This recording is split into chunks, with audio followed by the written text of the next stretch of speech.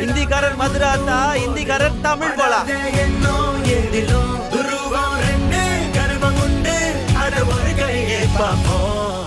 உங்க current bill ஏறிட்டே போகுதா? கவலை விடுங்க. 100% ஈஸி கிரேட் காப்பர்ல தயாரிக்கப்பட்ட லெவிட் வயர்ஸ் அண்ட் கேபிள்ஸை பயன்படுத்தி உங்க கரண்ட் பில்லை மிச்சப்படுத்துங்க. என்றென்றும் நம்பிக்கையுடன் லெவிட் கேபிள்ஸ் அண்ட் வயர்ஸ். தமிழக அரசே உயர்நீதிமன்றத்தினுடைய விசாரணையை அமைப்பே இதை விசாரித்திருந்தால் இந்த பிரச்சனையெல்லாம் வந்திருக்காது. ஒரு கால் நம்மளெல்லாம் விசாரித்தா திமுக அரசினுடைய சதி அப்படின்னு சொல்லி ஸ்கோர் பண்ணியிருந்திருக்கலாம்.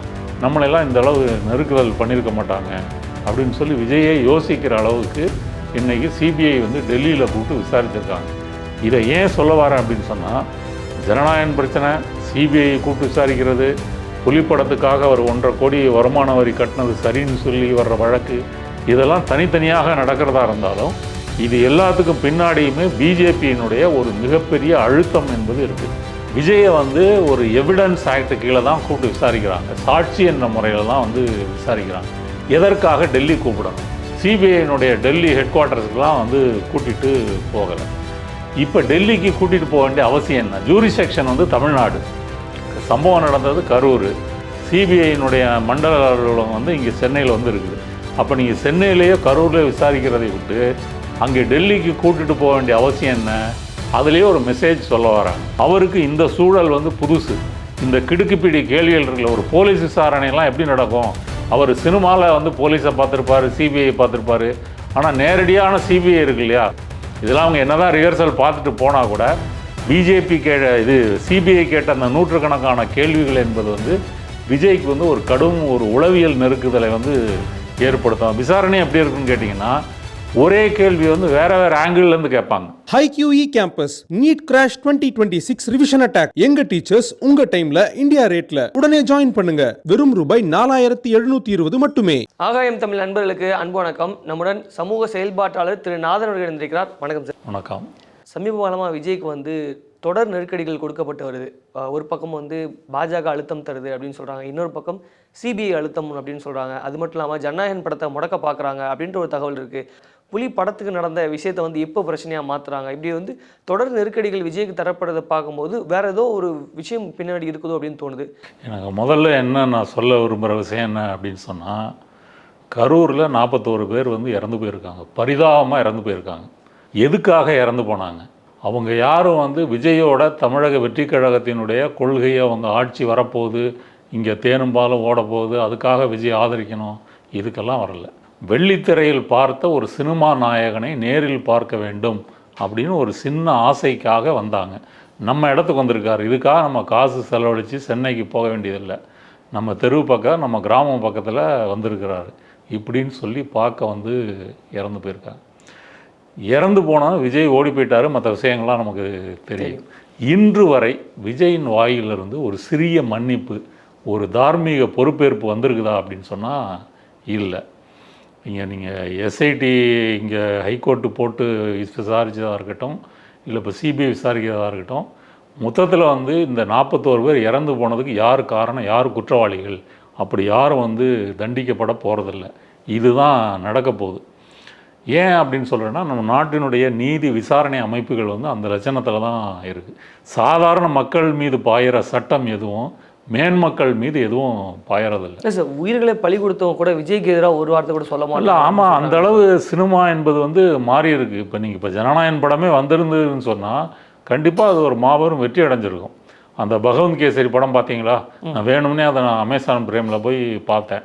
அந்த படத்தில் இருக்கிற அந்த காட்சிகள் அதை இவங்க கொஞ்சம் பில்டப் பண்ணி இவங்க கொண்டு வந்திருந்தாங்க அப்படின்னு சொன்னால், ரசிகர்களை மட்டுமல்ல தமிழக மக்களையே ஒரு தற்குறித்தனமாக மாற்றக்கூடிய அம்சங்கள் எல்லாம் அந்த படத்தில் இருக்குது. அதாவது ஒரு பஞ்சு டைலாக்கு, ஒரு கெத்து காமிக்கிறது, ஒரு உதாறு காமிக்கிறது, இதை வைத்துக்கொண்டே ஒரு பெரிய மாற்றங்களை தர முடியும் அப்படின்னு சொல்லி ஒரு பிம்பம் தமிழக சினிமா மூலம் நாயகர்கள் மூலமாக ஊக்குவிக்கப்படுது. இப்போ பராசக்தி படம் வந்திருக்கு. இந்திய எதிர்ப்பு போராட்டம் 65 போராட்ட பின்னணியில் அந்த படம் வருது. இந்த படம் வர்றதுக்கு எதுக்கு இவ்வளோ தாமதம்? கிட்டத்தட்ட 70 வருஷம் கழித்து தான் நீங்கள் ஒரு முக்கியமான வரலாற்று பின்னணியை சொல்ல வேண்டிய அவசியம் இருக்குதா? அப்போ நீங்கள் வர்ற படங்களெல்லாம் பாருங்கள், நமது வரலாறு, நமது வாழ்க்கை, நமது மக்கள் பிரச்சனை இதற்கு நெருக்கமாக இருக்கான்னா இல்லை, நாயகர்களை போற்றும் விதமாக இருக்குது. அது விஜய்க்கும் பொருந்தும். அதனால் நீங்கள் சொன்னது போல் அந்த பாதிக்கப்பட்டவர்களையே கோல்மால் செய்து தான் இவர் சிபிஐ விசாரணை வந்து வாங்குறாரு. அதை வந்து ட்ரைப்னு ஒரு சேனல் வந்து நேரடியாக அவங்க 2 பேரை பேட்டி கண்டு நேரடியாக எக்ஸ்போஸ் பண்ணியிருக்காங்க. நான் சொல்ல வர பாயிண்ட் என்னென்னா, விஜய் வந்து தாமதமாக வந்தார். எந்த உதவியும் ஏற்பாடும் இந்த கட்சியினர் வந்து அங்கே பண்ணலை. அங்கே நெரிசல் நடந்துக்கிட்டு இருக்கும்போதே அவர் பேசிகிட்டு இருக்கிறாரு, 10 நிமிஷம் பேசுகிறாரு, மக்கள் விழுந்துட்டு இருக்காங்க, பாட்டு பாடுறாரு, பாட்டில் எடுத்து வீசுகிறாரு. இவ்வளவும் நடந்த பிறகும் வந்து இந்த நீதி கிடைக்குமா அப்படின்றதான் என்னுடைய அச்சம். இப்போ உங்கள் கேள்விக்கு வரேன். இதனுடைய அரசியல் நோக்கம் வந்து என்ன அப்படின்னு சொன்னால், இப்போ விஜயே என்ன யோசிச்சிருப்பாருன்னு சொன்னால், ஒரு கால் வந்து நம்ம சிபிஐ விசாரணை கேட்காம தமிழக அரசே வந்து உயர்நீதிமன்றத்தினுடைய விசாரணையை அமைப்பே இதை விசாரித்திருந்தால் இந்த பிரச்சனையெல்லாம் வந்திருக்காது. ஒரு கால் நம்மளெல்லாம் விசாரித்தா வந்து திமுக அரசினுடைய சதி அப்படின்னு சொல்லி ஸ்கோர் பண்ணியிருந்திருக்கலாம், நம்மளெல்லாம் இந்த அளவு நெருக்குதல் பண்ணியிருக்க மாட்டாங்க அப்படின்னு சொல்லி விஜயே யோசிக்கிற அளவுக்கு இன்றைக்கி சிபிஐ வந்து டெல்லியில் கூப்பிட்டு விசாரிச்சிருக்காங்க. இதை ஏன் சொல்ல வரேன் அப்படின்னு சொன்னால், ஜனநாயகம் பிரச்சனை, சிபிஐ கூப்பிட்டு விசாரிக்கிறது, புலிப்படத்துக்காக அவர் 1.5 கோடி வருமான வரி கட்டினது சரின்னு சொல்லி வர்ற வழக்கு, இதெல்லாம் தனித்தனியாக நடக்கிறதா இருந்தாலும் இது எல்லாத்துக்கும் பின்னாடியுமே பிஜேபியினுடைய ஒரு மிகப்பெரிய அழுத்தம் என்பது இருக்குது. சார், அதே சமயத்தில் வந்து சிபிஐ அழுத்தம்லாம் ஒன்றும் கிடையாது, வழக்கமான ஒரு விசாரணை தான் போயிட்டு வந்திருக்காரு. அது இன்னும் சொல்ல போனால் விஜய்க்கு பொங்கல் லீவ்லாம் நீங்கள் கழிச்சிட்டு வாங்கன்னு சொன்னாங்க அப்படின்னு சொல்லி பத்திரிகையாளர் பேசுகிறாங்களே. அதாவது இந்த எஃப்ஐஆர் என்பது வந்து கரூர் போலீஸ் போட்ட எஃப்ஐஆரை தான் சிபிஐ வந்து இன்றைக்கி வச்சுருக்காங்க. சிபிஐ வந்து வேறு அடிஷ்னல் எஃப்ஐஆரை வந்து மாற்றி போடலை, அடிஷ்னலாக சேர்க்கவும் இல்லை. அந்த எஃப்ஐஆரில் வந்து குற்றம் சாட்டப்பட்டவர்கள் மதியழகன், நிர்மல்குமார், புஷி ஆனந்த். விஜயை வந்து ஒரு எவிடன்ஸ் ஆக்ட் கீழே தான் கூப்பிட்டு விசாரிக்கிறாங்க, சாட்சி என்ற முறையில் தான் வந்து விசாரிக்கிறாங்க. எதற்காக டெல்லி கூப்பிடணும்? நீங்கள் ராஜீவ்காந்தி கொலை செய்யப்பட்ட பொழுது இங்கே சிபிஐலேருந்து எஸ்ஐடி வந்து போட்டு இங்கே கிரீம் சாலையிலேயே வந்து மல்லிகை என்ற ஒரு கட்டிடத்தை வந்து ஒதுக்கி அங்கே தான் விசாரணை நடந்துச்சு. அப்போ நீங்கள் யாரை கைது பண்ணாலும் விசாரிக்கிறதா இருந்தாலும் எதாக இருந்தாலும் அந்த மல்லிகை கட்டிடத்துக்குள் மட்டும்தான் நடந்ததே தவிர சிபிஐனுடைய டெல்லி ஹெட் குவார்ட்டர்ஸுக்கெலாம் வந்து கூட்டிகிட்டு போகலை. இப்போ டெல்லிக்கு கூட்டிகிட்டு போக வேண்டிய அவசியம் என்ன? ஜூரிசெக்ஷன் வந்து தமிழ்நாடு, சம்பவம் நடந்தது கரூர், சிபிஐனுடைய மண்டல அலுவலகம் வந்து இங்கே சென்னையில் வந்து இருக்குது. அப்போ நீங்கள் சென்னையிலேயோ கரூர்லேயோ விசாரிக்கிறதை விட்டு அங்கே டெல்லிக்கு கூட்டிகிட்டு போக வேண்டிய அவசியம் என்ன? அதுலேயே ஒரு மெசேஜ் சொல்ல வராங்க. என்ன சொல்ல வராங்க அப்படின்னு சொன்னால், நீங்கள் எங்களுடைய ரேடாருக்குள்ளே நீங்கள் வந்துட்டீங்க. இப்போ அங்கே வந்து என்ன கேட்டிருப்பாங்க? விஜய் வந்து இதற்கு முன்னாடி வந்து பல கூட்டங்களில் மக்கள் சந்திப்பில் பேசுனது எல்லாமே கையில் பேப்பரை வச்சுட்டு பார்த்து வந்து பேசுகிறாரு. அவருக்கு இந்த சூழல் வந்து புதுசு. இந்த கிடுக்குப்பிடி கேள்விகள் இருக்குல்ல, ஒரு போலீஸ் விசாரணையெல்லாம் எப்படி நடக்கும்? அவர் சினிமாவில் வந்து போலீஸை பார்த்துருப்பார், சிபிஐ பார்த்துருப்பார். ஆனால் நேரடியான சிபிஐ இருக்கு இல்லையா, எதற்காக நீங்கள் லேட்டாக வந்தீங்க? இங்கே கரெக்டாக வந்திருக்கிறீங்க. ஜனநாயகனுடைய ஆடியோ ரிலீஸுக்கு வந்து மலேசியாவுக்கு கரெக்டாக போயிருக்கிறீங்க அந்த டைமுக்கு. கரூருக்கு ஏன் வந்து 7-8 மணி நேரம் தாமதமாக வந்தீங்க? இப்படி கேட்டால் விஜய் வந்து என்ன சொல்லுவார்? இதெல்லாம் அவங்க என்ன தான் ரிஹர்சல் பார்த்துட்டு போனால் கூட பிஜேபி சிபிஐ கேட்ட அந்த நூற்றுக்கணக்கான கேள்விகள் என்பது வந்து விஜய்க்கு வந்து ஒரு கடும் ஒரு உளவியல் நெருக்குதலை வந்து ஏற்படுத்தும். விசாரணை எப்படி இருக்குன்னு கேட்டிங்கன்னா, ஒரே கேள்வி வந்து வேறு ஆங்கிள்லேருந்து கேட்பாங்க. அதெல்லாம் நீங்கள் வந்து அந்த போலீஸ் விசாரணை என்பது வந்து நீங்கள் பொய் சொல்கிறீங்கன்னா ஒரு 2 நிமிஷத்தில் கண்டுபிடிச்சிருவாங்க. கண்டுபிடிச்சிட்டு வேறு ஒரு கேள்வி கேட்டு அது பொய்ன்னு நிரூபிச்சிருவாங்க. அடுத்தது வேறு அதிகாரிகள் வந்து கேட்பாங்க. அப்புறம் எழுதி கொடுத்து டிக் பண்ண சொல்லியிருக்கிறாங்க. இவ்வளவும் பண்ணிட்டு வந்து என்ன சொல்லியிருக்காங்க? நீங்கள் வந்து இவங்க விஜயோட வழக்கறிஞர் வந்து நாங்கள் வந்து பொங்கல் முடிச்சுட்டு வரோம், அதனால் நாளைக்கு வந்து வேண்டாம் அப்படின்னு சொன்னால், சரி 19ஆம் தேதி வாங்கன்னு திரும்ப வந்து சம்மன் கொடுத்துருக்காங்க. இதெல்லாம் எதற்கு அப்படின்னு சொன்னால், இங்கே என்டிஏ கூட்டணி வந்து ஃபார்ம் ஆயிடுச்சு. பிஜேபி, ஏடிஎம்கே, அப்புறம் வந்து அன்புமணி ராமதாஸ் வந்து இப்போ சேர்ந்துருக்கிறார். ஆரம்பத்தில் வந்து எடப்பாடிக்கும் விஜய்க்கும் பேச்சுவார்த்தை நடந்தது. அது விஜய் தரப்பும் அதை ஒத்துக்கொண்டது, எடப்பாடி தரப்பும் அதை ஒத்துக்கொண்டது. எப்படியாவது கூட்டணிக்கு வந்துடுவார் அப்படின்னு நினச்சாங்க. அதனால தான் கரூர் சம்பவம் நடந்த பொழுது முந்தி அடித்து கொண்டு பிஜேபியும் ஏடிஎம்கேயும் விஜயை காப்பாற்றுவதற்காக களத்துக்கு வந்தாங்க. என்ன சொன்னாங்க? ஹேமா மாலினியை வச்சு ஒரு குழு போட்டாங்க. அண்ணாமலை என்ன சொன்னார், எடப்பாடி என்ன சொன்னார், அப்புறம் நயினார் நாகேந்திரனை வந்து அமித்ஷாவை பக்கத்தில் வைத்து கொண்டு செந்தில் பாலாஜி தான் இந்த கொலைக்கு காரணம் அப்படின்னு சொல்லி இப்படியெல்லாம் பேசியிருக்காரு. இந்த சதி கோட்பாடுகளை எல்லாமே பிஜேபியும் ஏடிஎம்கேவும் பேசினாங்க. இவ்வளவு பேசுகிறது எதுக்காக அப்படின்னு சொன்னால், விஜயை கூட்டணிகளை கொண்டு வரணும். அப்போ அதிமுக, பாஜக, தாவேக்கான்னு 3 பேர் சேர்ந்துட்டா திமுகவை தோக்கடிச்சிடலாம் அப்படின்றதுக்காக வரிந்து கட்டி கொண்டு பேசினாங்க. ஆனால் விஜய் ஈரோடு மீட்டிங்கில் என்ன பேசினார்? நான் வந்து திமுகவை தான் எதிர்ப்பேன், மற்றபடி களத்துக்கே வராதவர்களை, களத்தில் இல்லாதவர்களை பற்றி நான் ஏன் பேசணும் அப்படின்னு ஒரே அடியாக ஏடிஎம்கேவும் என்டிஏ பிஜேபிக்கும் சீமான் உட்பட எல்லாருக்கும் வந்து ஒரு நோஸ்கட் பண்ணி விட்டார். இப்போ எடப்பாடியுடைய பிரச்சனை வந்து என்னன்னு சொன்னால், விஜய் அக்ரஸிவாக திமுகவை எதிர்த்து பேச பேச அந்த அதிமுகவினுடைய வாக்குகளைத்தான் வந்து விஜய் வந்து எடுத்துகிட்டு போவார் அப்படின்ற பயம் வந்து பிஜேபிக்கு வந்துருச்சு, எடப்பாடிக்கு வந்துருச்சு, என்டிஏ கூட்டணிக்கு வந்துருச்சு. அதனால தான் இப்போவும் கூட தமிழிசை சவுந்தரராஜன்லாம் வந்து விஜயை வந்து நீங்கள் யோசிச்சு பாருங்கள், நீங்கள் கூட்டணிக்கு வந்தால் தான் திமுக வீழ்த்த முடியும், எதிரி ஒன்று, நம்ம எல்லாருக்கும் எதிரி ஒன்று. இப்போ பேசுகிறது காரணம் என்ன? ஓட்டை வந்து இங்கேருந்து எடுத்துகிட்டு போயிடுவார். அப்போ எடப்பாடி அமித்ஷாவை பார்க்கும்போது சொல்லியிருக்கலாம், தம்பியை கொஞ்சம் தட்டி வைங்க அப்படின்னு சொல்லியிருக்கலாம். அமித்ஷாவுக்கும் அந்த ரிப்போர்ட் வந்து போயிருக்கலாம், பிஜேபியிலேருந்து போயிருக்கலாம், உளவுத்துறை வந்து போயிருக்கலாம். அதனால தான் வேண்டுமென்றே திட்டமிட்டு டெல்லிக்கு வரவழைச்சாங்க. இது ஒன்று. அடுத்தது ஜனநாயகன் படம் எடுத்துக்கங்க. அது வந்து பராசக்தி படம் போல் வந்து ஒரு பொலிட்டிக்கல் மூவி அல்ல. இன்னைய தேதிக்கு இன்றைய பிஜேபி சூழலில் வந்து பராசக்தி படம் இங்கே வந்திருக்கவே முடியாது. ஆனால் அந்த படம் வந்து பல சென்சார் கட்டோடு வந்து வந்திருக்குது. ஒரு காலம் அண்ணாமலை சொன்னது போல் அதில் வந்து நேரு, இந்திரா காந்தி இவங்களெல்லாம் காமிக்கிறதுனால வந்து பிஜேபி வில்லன் இல்லை அப்படின்னு நினச்சிட்டு கூட அவங்க விட்டுருந்துருக்கலாம், நமக்கு நெகட்டிவ் வில்லன் விட்டுருக்கலாம். ஆனால் கலை யதார்த்தம் என்பது வந்து நீங்கள் இந்தியை ஏற்றுக்கொண்டால்தான் 2200 கோடி தருவேன்னு சொல்லி தர்மேந்திர பிரதான் வந்து பேசுகிறாரு. ஆனாலும் அந்த படம் வந்திருக்கு. இது ஜனநாயகன் வந்து பொலிட்டிக்கல் மூவி அல்ல. அதில் என்னதான் அவர் பேசுகிறதெல்லாம் மேலோட்டமான ஒரு கெத்து விடுற ஒரு இதுதானே தவிர, அரசியல்வாதிகள் மோசம் அப்படின்னு சொல்லி ஒரு நாயக பிம்பத்தை காமிக்கிற அந்த பகவந்த் கேசரி படத்தினுடைய ஒரு மலிவான பதிப்பு தானே தவிர இது பொலிட்டிக்கல் மூவி இல்லை. இந்த படத்தை சென்சார் போர்டு வைத்து கொண்டு தடுக்க வேண்டிய அவசியம் என்ன? பொங்கலுக்கு ரிலீஸ் ஆக வேண்டிய படத்தை தடுக்க வேண்டிய அவசியம் என்ன? உடனடியாக சிங்கிள் ஜட்ஜு வந்து அதை வந்து படத்தை வந்து வெளியிடுவதற்கு உத்தரவு போட்ட பிறகு உடனடியாக தலைமை நீதிபதியை, உயர்நீதிமன்ற தலைமை நீதிபதியை பார்த்து அதற்கு தடை வாங்கிறதுன்னா இதெல்லாம் யார் வாங்க முடியும்? நீங்களும் நானும் வந்து ஹைகோர்ட்டில் போய் இதெல்லாம் வந்து செய்ய முடியுமா? நினச்சி பார்க்க முடியாது. நம்ம கேஸு லிஸ்ட் ஆகினாலே அது வந்து வாரக்கணக்கில், நாள் கணக்கில் வந்து ஆகும். சில நிமிடங்களில் இவங்களால் வந்து வாங்க முடியாது. அப்புறம் வந்து சோலிசிட்டர் ஜெனரல் துஷார் மேத்தா வந்து வராரு. எதுக்கு? ஒரு சினிமாவினுடைய சென்சார் போர்டு பிரச்சனைக்கு வந்து அவர் கேஸுக்கு ஆஜராக வராரு.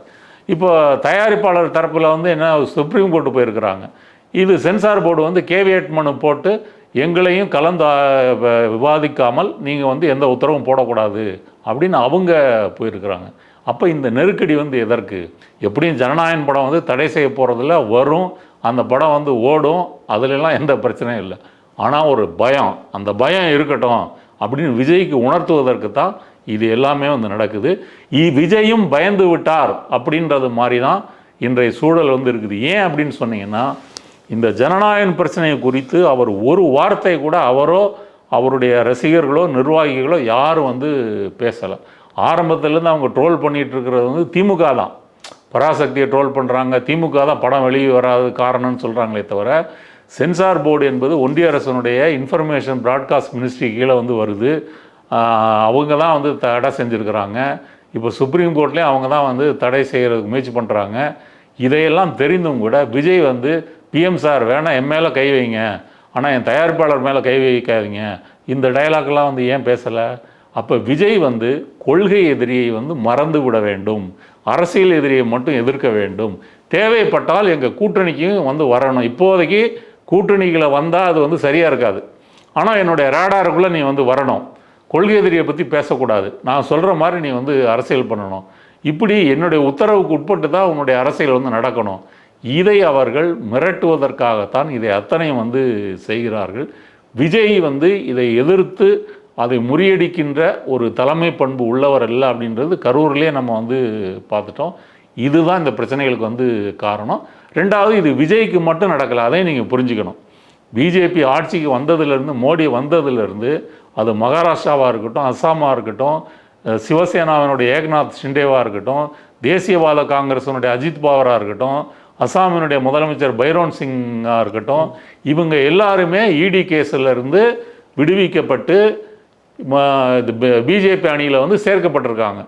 இப்படி எல்லா எதிர்க்கட்சிகளையும் வந்து உடைப்பது, மிரட்டுவது, இடியை பயன்படுத்துவது, சிபிஐ பயன்படுத்துவது, இன்கம் டேக்ஸ் பயன்படுத்துவது, அதில் இப்போ சென்சார் போர்டும் சேர்ந்துருக்கு. அதனால் இது பச்சையான பிஜேபியினுடைய ஒரு மிரட்டல். விஜய் அந்த மிரட்டலுக்கு எதிராக அவர் சினிமாவில் பேசக்கூடிய பஞ்சு டைலாக் கூட பேச வேண்டாம், ஒரு மாடரேட்டாக கூட அவர் வந்து ஒரு அறிக்கையோ எதிர்ப்போ தெரிவிக்கலை அப்படின்றது விஜய் பயந்து விட்டார் என்பதை காட்டுது. சார், ஆரம்பத்தில் இருந்த விஜய் வந்து பாஜக ஆதரவான ஆள், பாஜக இறக்கி விட்ட ஆள் அப்படின்னு சொல்லி திமுக உட்பட எதிர்க்கட்சிகள் வந்து குற்றம் சாட்டி இருந்தாங்க. ஆனால் பார்த்தீங்களா இன்றைக்கி வந்து பாஜக தான் வந்து விஜய்க்கு அவ்வளோ எதிர்ப்பை கொடுக்குது. அப்படிங்கும்போது அவர் பாஜக ஆள் இல்லைன்று ஊர்ஜிதமாயிருக்கு அப்படின்ற மாதிரி பேசுகிறாங்கல்ல. இல்லைம்மா, அது இப்போ திமுக அப்படி சொன்னது வந்து உண்மை கிடையாது. அதாவது பிஜேபி தான் வந்து விஜயை வந்து கட்சி ஆரம்பிக்க சொல்லிச்சு அப்படின்றது அது வந்து ஒரு சதி கோட்பாடு மாதிரி, அதில் உண்மை இல்லை. அப்படி ஆரம்பிக்க வேண்டிய அவசியம் என்ன? இப்போ விஜய் வந்து தான் முதலமைச்சராகணும் அப்படின்ற ஒரு தனியான ஒரு குறிக்கோளை வைத்து கொண்டு தான் கட்சி ஆரம்பிக்கிறார். பிஜேபி வந்து என்ன நினச்சதுன்னா, இவர் கட்சி ஆரம்பித்தால் அது திமுகவுக்கு ஒரு மைனஸ் ஆகும், ரெண்டாவது நம்ம கூட்டணிகளையும் கொண்டு வந்துடலாம், இப்படி அவங்க ஆரம்பத்தில் யோசித்தாங்க. இப்போ விஜய் வந்து இப்போ அதிமுக வாக்குகளை தான் நிறைய சாப்பிடுவாருன்னு தெரிஞ்சிருந்தா அவங்க விஜயை வந்து கட்சி ஆரம்பிக்கிறதுக்கே விட்டுருக்க மாட்டாங்க.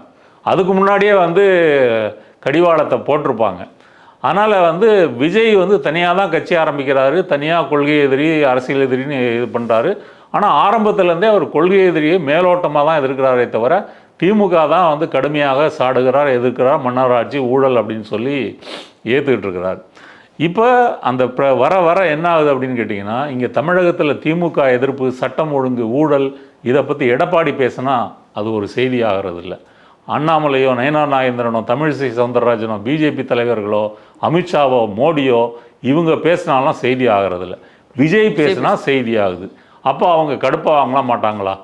நாங்கள் உசுரை கொடுத்து வந்து திமுக ஏற்றுக்கிட்டு இருக்கிறோம், நேற்று வந்து நீ பேசுகிறது வந்து வெளியே மக்கள்கிட்ட போய் சேருது, நாங்கள் பேசுறது போய் சேர மாட்டாங்குதே, அப்போ முதலுக்கே மோசம். அப்போ விஜய் சொன்ன மாதிரி டிஎம்கே வர்சஸ் டிவிகே தான், அப்படி தான் களம் அமைஞ்சிரு அப்படின்னு எடுத்துக்கலாமா சார்? அப்படின்னு அவங்க பயப்படுறாங்க. அவங்க வந்து பயப்படுறாங்க.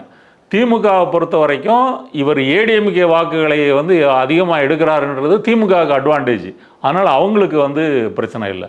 அப்போ இது போக போக வந்து இப்போ பலரும் சொல்கிறாங்க, பல பத்திரிகையாளர்கள் என்ன சொல்கிறாங்க, ஒரு 15% இல்லை 20% இல்லை 10% எப்படி பார்த்தீங்கன்னாலும் அது வந்து அதிமுகவினுடைய ஓட் பேங்க் தான்.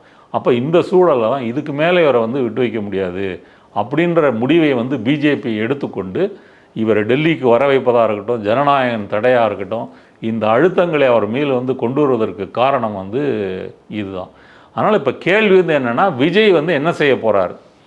இந்த மிரட்டல், இந்த அழுத்தம், இதற்கு வந்து எப்படி அதாவது இவர் எதிர்க்கலை அப்படின்றது வந்து நிரூபணம் ஆயிடுச்சு. இன்னைய தேதி வரைக்கும் அவரோ, ஆதவர்ஜுனாவோ, நிர்மல்குமாரோ, புஷி ஆனந்தோ, ராஜ்மோகனோ அல்லது வந்து விவாதத்துக்கு வர்றவங்களோ யாரும் வந்து அதை பற்றி பேசலை.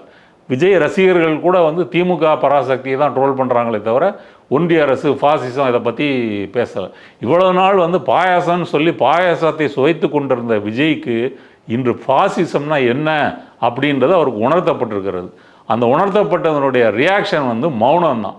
அது அவருடைய ரசிகர்கள் என்ன செய்கிறாங்க, அண்ணன் வந்து தளபதி வந்து கருப்பு சட்டை போட்டு போயிட்டாரு, ஒரு மௌனமான எதிர்ப்பை வந்து காமிக்கிறாரு, மௌன புரட்சி, இப்படி தங்களை தாங்களே சமாதானம் பண்ணிக்கிறாங்களே தவிர அவர் வந்து அமித்ஷாட்ட சரண்டர் ஆகிட்டாரு அப்படின்ற மாதிரி இருக்குதே, தளபதி வந்து எப்படி வந்து எதிர்த்து வரப்போகிறாரு அப்படின்றத பற்றி அவங்க எதுவும் பேசலை, பிஜேபியை பற்றி பேசலை.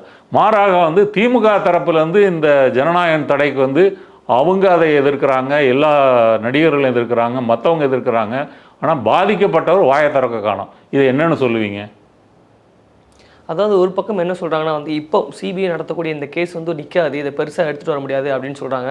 அது மட்டும் இல்லாமல் வந்து விஜய் ரொம்ப ஸ்மார்ட்டாக மூவ் பண்ணுறாரு, தேவையில்லாத எந்த சிக்கல்லையும் அவர் வந்து தன்னை ஈடுபடுத்திக்க மாட்டாரு அப்படின்ற மாதிரி இந்த மாதிரியான விஷயங்கள் இருக்குல்ல சார், இதெல்லாம் நீங்கள் எப்படி பார்க்குறீங்க?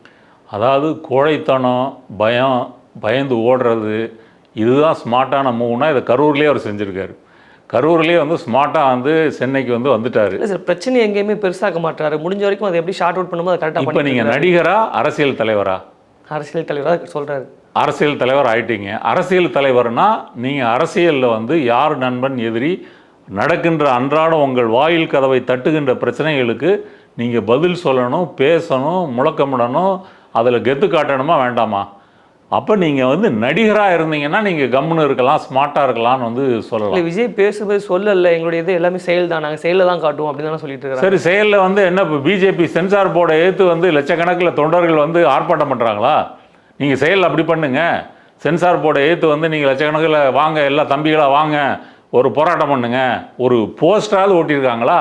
ஏன் பண்ணலை? இல்லை, இன்னொரு பக்கம் என்ன சொல்கிறாங்க, அது வந்து அவருடைய தொழில், இதை வந்து எல்லார் பக்கமும் திணிக்கணுன்ற அவர் விரும்பலை அப்படின்லாம் சொல்கிறாங்களே சார். அந்த படத்துலேயே வந்து இது கடைசி படம், அந்த படத்தினுடைய காட்சிகளையே நம்ம இதில் ட்ரெய்லரில் பார்த்த வரைக்கும் அதில் வந்து அரசியல் ரீதியான குறியீடுகள், செய்திகள் வந்து இருக்குது. மோடி மாதிரி ஒரு கோட்டு சூட்டு போட்டவரெல்லாம் ஒருத்தர் வந்து அடி வாங்குறாரு அந்த அரசியல்வாதிகள் கூட்டத்தில். இதெல்லாம் வந்து பேசுகிறாரு. அப்போ ஒரு பொலிட்டிக்கல் மைலேஜ் எடுக்கிறதுக்கு தான் இந்த படம். அதுக்கு தகுந்த மாதிரி தானே பஞ்சு டைலாகு. அவங்க பகவந்த் கேசரியை வந்து எடுத்தது காரணமே அது. இவர் விஜயனுடைய அரசியல் வருகைக்கு வந்து இது ஒரு நல்ல ஒரு வாய்ப்பாக இருக்கும் அப்படின்ற முறையில் தான் இந்த படத்தை வந்து எடுத்திருக்காங்க. அப்போ இந்த படத்தை வந்து ஒரு தடை செய்கிறாங்க. எதுக்காக தடை செய்கிறாங்க? எந்த காரணமும் இல்லாமல் வேணும்னே பிஜேபி வந்து ஒரு தடை செய்கிறது. அப்போ நீங்கள் ஒரு கருத்து சுதந்திரம் அப்படின்னு ஒன்று இருக்கு இல்லையா, அதுக்காச்சும் நீங்கள் குரல் கொடுத்துருக்கணும்ல. ஒரு காலம் வந்து என்ன நீங்கள் வாதம் வைக்கலாம் அப்படின்னு சொன்னால், தயாரிப்பாளர் தரப்பு வந்து நாங்கள் பார்த்துக்குறோம், நீங்கள் தலையிட வேண்டாம் அப்படின்னு அவங்க சொல்லியிருக்காங்க அப்படின்னு வந்து நீங்கள் சொல்லலாம். ஆனால் ஒரு இப்போ விஸ்வரூபம் பிரச்சனை வரும்போது என்னாச்சு? விஸ்வரூபம் பிரச்சனை வரும்போது வந்து ஜெயலலிதா வந்து அந்த படத்தை வெளியிடாமல் இருப்பதற்காக எவ்வளோலாம் முயற்சி பண்ணும்போது கமலஹாசன் வெளிப்படையாக எதிர்த்தார், சரண்டர் ஆகலை. நான் தேவைப்பட்டால் நாட்டை விட்டு வெளியேறுவேன் அப்படின்னு சொல்கிறாரு.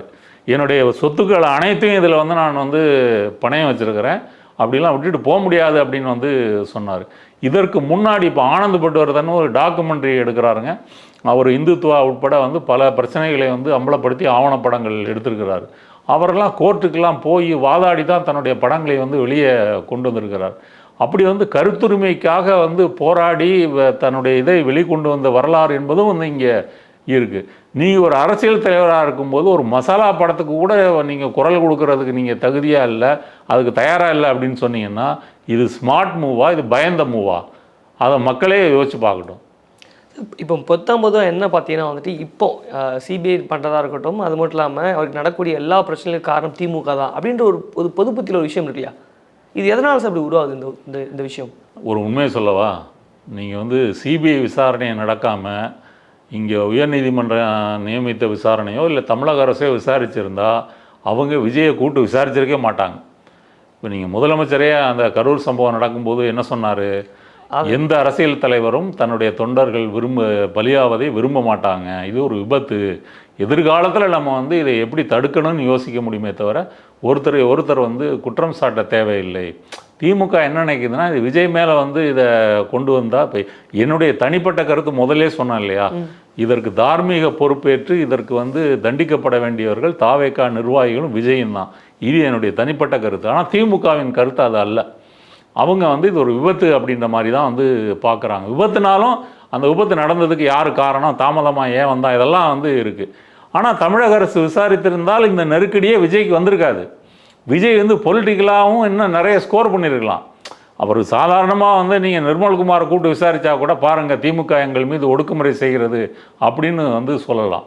இப்போ நீங்கள் போய் விழுந்தது வந்து சிபிஐ வாயில் வந்து விழுந்துட்டீங்க, பூனை விட்டு புலிவாலை பிடிச்சிட்டீங்க. இப்போ சிபிஐ கிணறு விட்ட பூதவளம்னா கதை மாதிரி இப்போ சிபிஐ போனோடனே சிபிஐ உங்களை வைத்து செய்கிறது. சிபிஐ யார் சொல்படி கேட்கும்? சிபிஐ என்பது வந்து பிஜேபியினுடைய அமித்ஷாவினுடைய நேரடி கண்ட்ரோலில் வந்து வருது.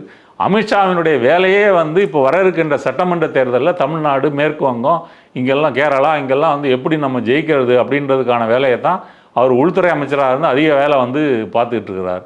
அப்படி பார்த்துக்கிட்டு இருக்கும்போது சிபிஐ வந்து உங்களை வந்து என்ன செய்யும், வந்து கொஞ்சவா செய்வாங்க, கண்டிப்பாக உங்களை வந்து ஒரு ப்ரெஷருக்கு வந்து கொண்டு வருவாங்க. உங்களை வந்து உங்கள் கொள்கை எதிரியை வந்து நீங்கள் மறக்கறியா இல்லையா அப்படின்னு பின்னாடியில் வந்து பேரங்கள் நடக்கும். நான் சொல்கிற மாதிரி அரசியல் பண்ணு, திமுகவை மட்டும் எதிரு, இல்லை சிறுபான்மையினர்களுக்காக மட்டும் குரல் கொடு, அந்த வாக்குகளை மட்டும் வந்து பெரிய, இல்லை இதெல்லாம் வேலைக்கு ஆகாது, நீ கூட்டணிக்கு வந்தே ஆகணும்னா அந்த எல்லைக்கும் போவதற்கு வந்து பிஜேபி வந்து தயாராக இருக்கும். அப்படின்றது தான் இந்த சமீபத்திய அந்த நிகழ்வுகள். சார் அதே போல் வந்து அவர் எந்த காலத்துலையும் வந்து பாஜக ஸ்டாண்ட் எடுத்துடவே மாட்டார் அப்படின்னு சொல்லிட்டு அவங்க தரப்பில் இருக்கவங்க சொல்கிறாங்க. என்ன காரணம்னா, அவர் அப்படி சொன்னார்னா மொத்த அரசியலுமே அடிபட்டு போகும், அப்படிங்கும்போது அந்த ஸ்டாண்ட் எடுக்கவே மாட்டார். இவங்க வந்து வேணும்னே திரும்ப திரும்ப அதை பதிவு வைக்கணும்னு பார்த்துட்டே இருக்கிறாங்க. ஆனால் அவர் வந்து ரெப்பல் பண்ணுறாரு, பாஜக எதிராக பல விஷயங்கள் சொல்கிறாரு, அதை ரெப்பல் பண்ணுறாரு. ஆனால் இவங்க தான் ஒரு பாஜக ஆதரவாளர் மாதிரி காட்டணும்னு நினைக்கிறாங்க அப்படின்ற இந்த வார்த்தை எப்படி இருக்குது? விஜயினுடைய செல்வாக்கு, பிரபலம், அவருடைய ரசிகர்களுடைய மனநிலை, இது எல்லாமே வந்து ஒரு நீதி, நியாயம், நேர்மை, அரசியல் உரையாடல், இந்த பொலிட்டிக்கல் டிஸ்கோர்ஸ் இதன் அடிப்படையில் வந்து கட்டமைக்கலை. விஜய் என்ன சொல்கிறாரோ அது சரி, அவர் சரின்னு சொன்னால் சரி, தப்புன்னா தப்பு. நாளைக்கே ஒரு பிஜேபி கூட கூட்டணி வைக்கலான்னு சொன்னால் அவருடைய ரசிகர் கூட்டம் 100க்கு 200 பேர் ஓகேன்னு சொல்லிடுவாங்க. அவங்க யார் வந்து மாற்று கருத்தெல்லாம் தெரிவிக்க மாட்டாங்க. நீங்கள் சொல்கிறது போல் பிஜேபியோடு சேர்ந்துட்டான் அப்படின்னு சொன்னால் அவங்க அதிர்ச்சி அடைய மாட்டாங்க. முதல்ல ஒன்று கேட்டிங்க இல்லையா, கரூரில் வந்து பலியானவங்க குடும்பத்தினரே வந்து விஜய் ஆதரிக்கிறாங்களே, இதுக்கு என்னங்க சார் அர்த்தம்? இதுக்கு என்ன அர்த்தம்? பாதிக்கப்பட்டது அவங்க குழந்தைகள்லாம் பலியாயிருக்கிறாங்க. இல்லை, அவங்க விஜய் மேலே தப்பு இல்லைன்னு இன்னும் நம்புகிறாங்களோ? அப்போ வந்து தப்பு செய்த விஜயே வந்து தப்பு இல்லை, நீங்கள் விஜய் நீங்கள் வந்து ஸ்ட்ராங்காக இருக்கணும், நீங்கள் இதுக்காக வந்து சாப்பிடாம இருக்கக்கூடாது, இப்படி இருக்கணும் அப்படின்னு சொன்னால், இப்படிப்பட்டவங்க விஜய் வந்து பிஜேபியோட சேர்த்துட்டாருன்னா தளபதி சட்டையை கோத்து பிடிச்சி கேட்பாங்களா? தளபதி எப்படி நீங்கள் வந்து பிஜேபியோட சேரலாம், உங்களை இவ்வளோ நாள் வந்து நாங்கள் வந்து நம்பிக்கிட்டு இருந்தோம் அப்படின்னு சொல்லி கேட்க போகிறாங்களா? கேட்க மாட்டாங்க.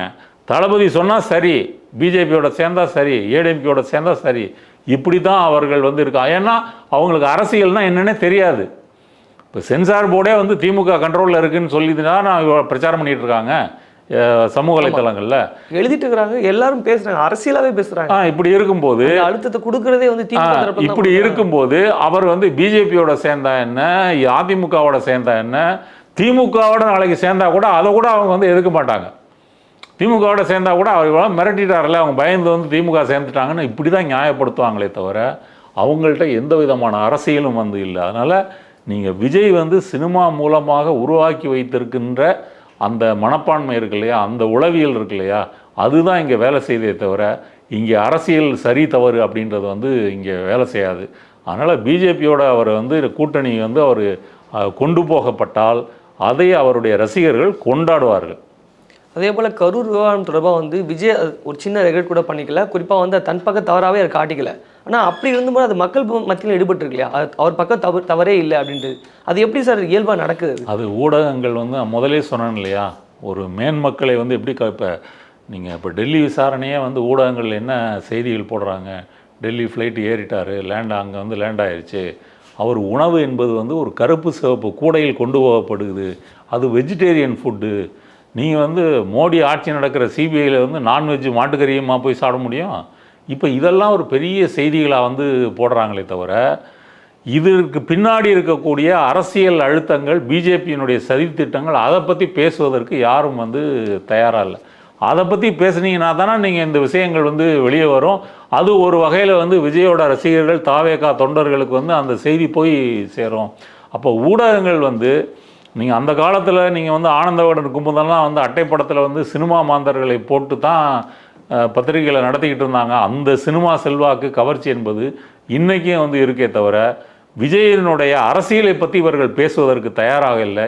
மற்றபடி என்ன சட்டை போட்டிருக்காரு, என்ன செருப்பு போட்டிருக்கிறாரு, அவர் தாடி எப்படி இருக்குது, அவர் ஹேர் ஸ்டைல் எப்படி இருக்குது, என்ன விக்கு வச்சுருக்கிறாரு, இதை பற்றி தான் ஆராயிறாங்களே தவிர, இதைத்தான் மக்கள்கிட்ட காமிக்கிறாங்களே தவிர, இதைத்தான் விவாத பொருளாக உருவாக்குறாங்களே தவிர மற்றபடி அதனுடைய அரசியலை பற்றி பேசுகிறதே இல்லை.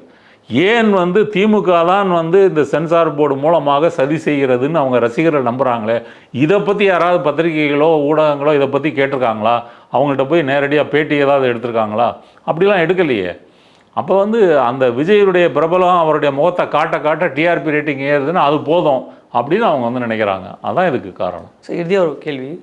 தற்போதுள்ள சூழல் இப்போது நடக்கக்கூடிய விஷயங்களாக இருக்கட்டும், ஜனநாயக எதிர்ப்பு, ஒரு பக்கம் சிபிஐ, இந்த மாதிரி அழுத்தங்களுக்கு இடையில் கூட இப்போ விஜயோட வளர்ச்சி இன்னும் அதிகரிச்சிருக்கு அப்படின்ற விஷயம் இருக்கு இல்லையா சார், அதை எப்படி பார்க்குறீங்க?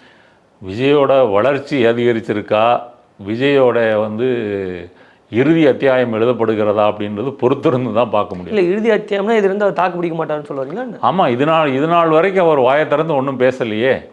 இது வரைக்கும் ஒரு வார்த்தை கூட பேசவே இல்லையே. இங்கே நீங்கள் அதான் சொன்னேன், இப்போ சிஎம் சார்னு பேசின அந்த வாய் வந்து பிஎம் சார்னு ஏன் பேச பயப்படுது, ஏன் மறுக்கிறது? சென்சார் போர்டை பற்றி ஏன் பேச மாட்டேன்றீங்க?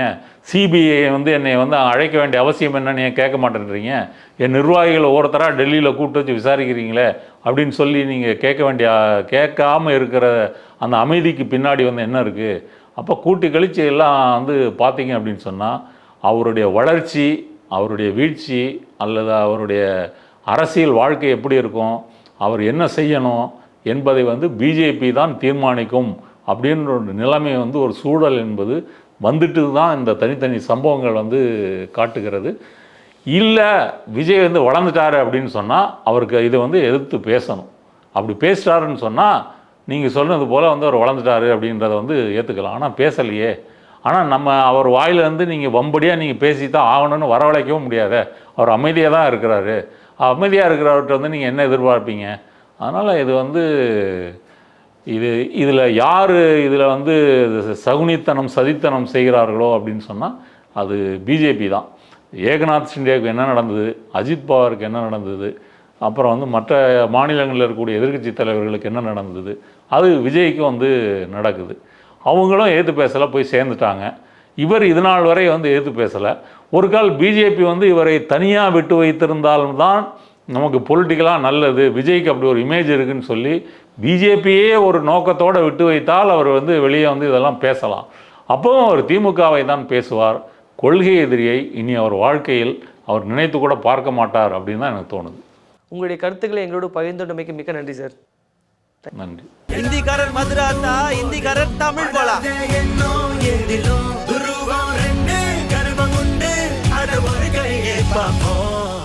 உங்க கரண்ட் பில் ஏறிட்டே போகுதா? கவலை விடுங்க. 100% ஈஸி கிரேட் காப்பர்ல தயாரிக்கப்பட்ட லெவிட் வயர்ஸ் அண்ட் கேபிள்ஸை பயன்படுத்தி உங்க கரண்ட் பில்லை மிச்சப்படுத்துங்க. என்றென்றும் நம்பிக்கையுடன் Levit cables and wires. HiQE campus NEET crash 2026 revision attack. எங்க டீச்சர்ஸ் உங்க டைம்ல இந்தியா ரேட்ல. உடனே ஜாயின் பண்ணுங்க. வெறும் ரூபாய் 4720 மட்டுமே.